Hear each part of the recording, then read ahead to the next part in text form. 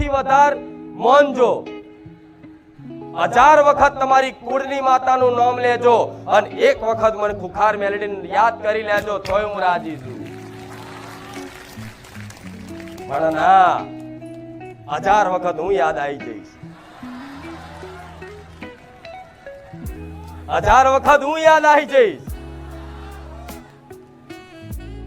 તો સમજી લો, ભલે તમારી ઘેર ચામુંડા બેઠી, મહાકાળી બેઠી, હરસિદ્ધિ બેઠી, ખોડિયાર બેઠી, બુઢ ભવાની બેઠી, ઉમિયા બેઠી, ઈંગળાજ બેઠી, શક્તિ બેઠી,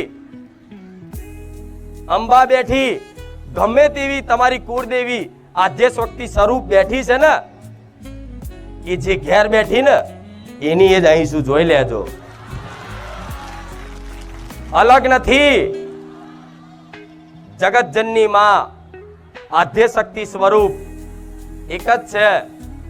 એક માતાના અનેક રૂપ થયા, અરે અલગ અલગ નામથી દરેક કુળદેવી પોતાની કુળમાં બિરાજમાન થઈ, પણ દેવી શક્તિનું તત્વ એક જ છે, જે આદિ શક્તિ પરાશક્તિ કહેવાય. તો તમે મને કુળદેવી તરીકે મનથી ખાલી માની લેશો ને તો કુળદેવી તરીકે હાચવી.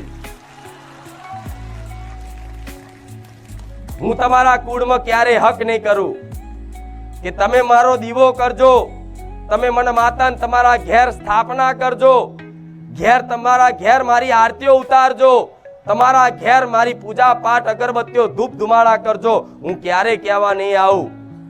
બસ ખાલી મને માતા ને તમારા હૃદયમાં મારો દીવો પ્રગટાઈ લેજો તો હું મેરડી રાજી. કારણ વગર હું માતા યાદ આવું, કારણ વગર.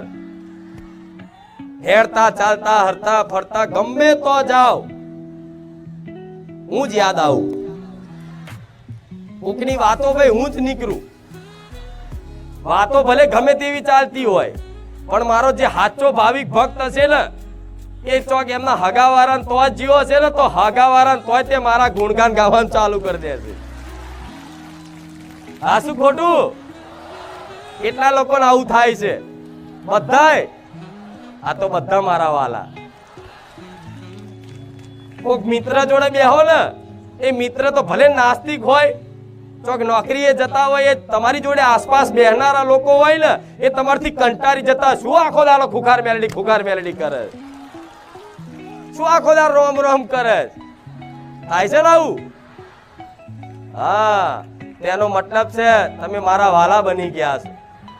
તમે મને જેટલી વાર યાદ કરો છો તો એવું ના માનતા કે માં હું યાદ કરું છું. ના, હું યાદ કરું છું ને તમને, તારે તમને મારી યાદ આવે છે. નકર દેવી શક્તિની કૃપા વગર એનું સ્મરણ ના થાય, દેવી શક્તિની કૃપા વગર એનું મુખે નામ ના આવે, દેવી શક્તિની કૃપા વગર એના ધામે ના જવાય, દેવી શક્તિની કૃપા વગર એના ગુણગાન ના ગવાય. આજ 24 કલાક રાત દાડો બસ મારા ગુણગાન ગાવામાં તમારું મોઢું હુકાતું હશે ને, તો ચિંતા ના કરતા, હું સોલંકી પેટીની રોમવારી મેલડી જાગૃત બેઠી છું. જે મારી વસ્તીને હાચવું છું ને, એવી રીતે દરેક મારા વાલા ભક્તોને મારી પોતાની વસ્તી જોડીનું હાચવી રાખી. ભલે તમારા ઘેર તમારી કુળની માતાનો હક નહીં લઉં, તમારી માતાઓનો જે અધિકાર છે એ ક્યારેય નહીં લઉં. ભલે 20 વર્ષે દીકરા હું માતા હાલતી, પણ લટ તમારી માતાઓને હાલજો. ભલે મારી કૃપાથી મારા આશીર્વાદથી કોઈને 15 વર્ષે 12 વર્ષે દીકરો આવ્યો હોય તો એ માતા પેલા જોતા હશો, પેલા હોંભર્યું હશે કે આ માતાએ દીકરો આલ્યો ને, તો એની લટ તો એ માતાને જ આપવી જ પડે. આવું પેલા બાધાઓ હાલતા ભુવા. આ કઈક જગ્યાએ આવું ચાલતું હોય છે કે માતા કુળદેવી ઘેર બેઠી હોય અને બાધા બાબરી બીજે ચોક થતી હોય. અલ્યા વંશ વધારે છે તો તમારી કુળની માતા, તમારી કુળની માતાની રજા નહીં ને તો હું ખુખાર મેલડી કશું ના કરી શકું. કે તમારા માટે સર્વોપરી તમારી માં છે, તમારી કુળદેવી છે, એને મારા કાલા વાલા કરવા પડે, એને મારે કગરવું પડે.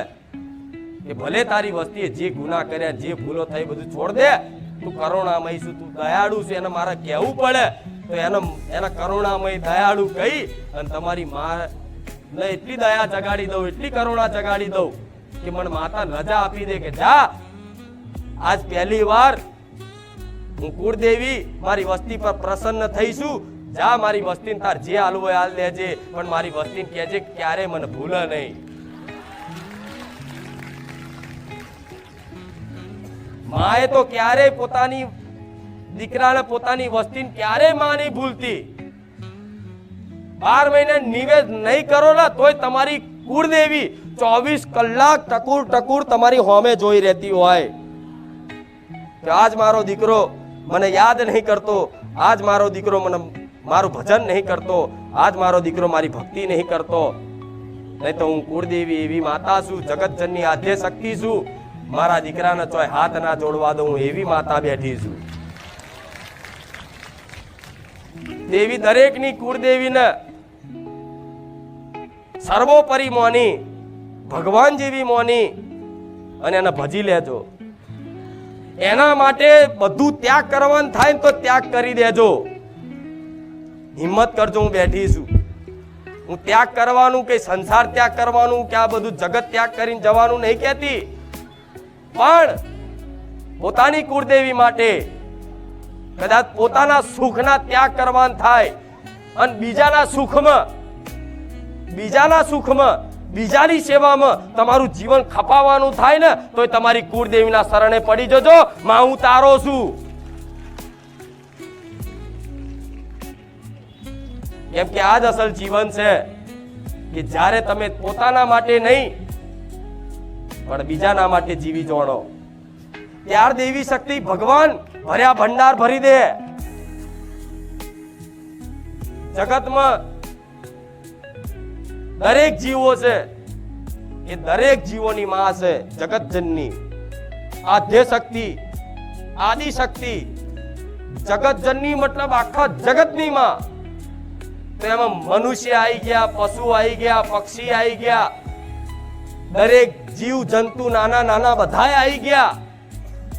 પણ જો કુળદેવીના વાલા બનવું હોય, કુળદેવીની કૃપા હેઠળ પહોંચવું હોય અને મારી જોડેથી કંઈક લેવું હોય, જીવનમાં પામવું હોય તો હું માતા એવું કહીશ કે તમારી નજર હોમે કીડી દેખાય ને કીડી તોય જોણી જોઈને મારતા નહીં. હું ખુખાર મેરડી બેઠી છું.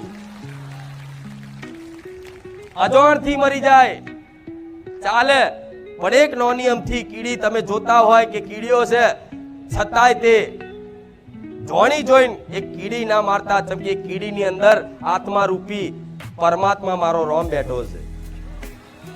જે જીવાત્મા કે છે જીવ, એ કીડીનો જીવ અને મનુષ્યનો જીવ હરખો જ હોય છે.